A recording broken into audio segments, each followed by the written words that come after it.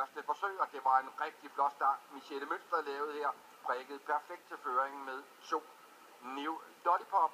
Følges i ryggen af favoritten 1 Kenny Skov. Der har været problemer helt nede bagved for nummer 12 Nero Toft. Men det er hjemmebanens Michelle Mønster, der rider efter det visten. Fang mig hvis I kan med 2 New Lollipop. Har en længde til 1 Kenny Skov. God start også for Annette Ugelbjerg med 5 JP Bit her, hvor de kommer op forbi publikum for første gang. Tredjepladsen til 3 Ohio Laser. Frem via andet spor 6 Casey McBride, indvendigt for denne 5 JP Bit. Så følger 8 løb på Ellebo. Dårlig start har der været for 11 Keystar Ø. Og problemer også for 7 Ohio Laser, som er ude af løbet for Christina Lindhardt. Men Michelle Mønster, hun kender kun én vej, og det er den hårde vej ud af jordvejen. Det er bare derudad at blæse i med hårdt tempo, og så håbe på, at det holder, og har New Lollipop dagen, så kan det måske lade sig gå.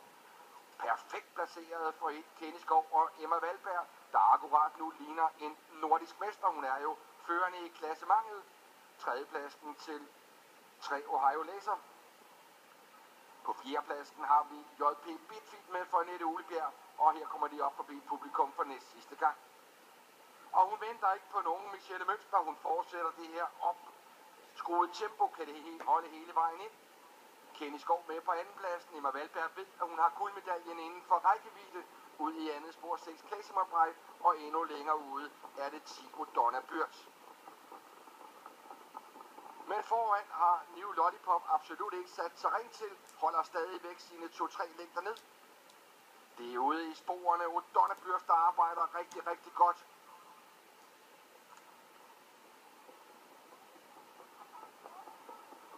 Så kommer 6 Casey McBride frem. Casey McBride til 14 gange pengene.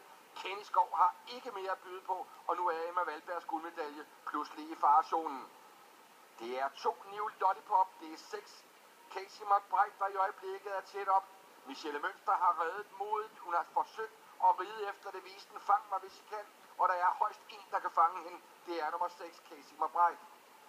Det er 2 New Lollipop og 6 Casey McBride i en noget løs duel. Det er stadigvæk New Lollipop, der har grebet. Michelle Mønster kigger sig tilbage. Hun vinder på sin hjemmebane. Michelle Mønster vinder sidste afdeling af Nordisk Mesterskab. Gør det foran Casey McBride. Tredjepladsen til Kenny Skov. Og så tror jeg godt, at vi kan ønske Emma Valberg tillykke med det nordiske mesterskab. Men vi skal have resultatet officielt.